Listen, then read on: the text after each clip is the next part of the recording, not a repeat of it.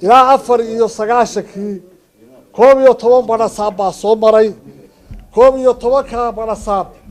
reer Sheekh Isxaaq iyo Samaroob bay ahaayeen hartiga barbaan isweydiino waxaan u maleeyaa dastuurkan qorin in min hartiga gobolka kalmadax looga dhigo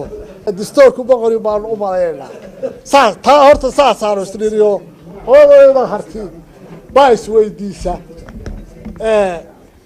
taasuna waa taa barasaabka cusub waa soo dhaweynaynaa waanu la shaqaynaynaa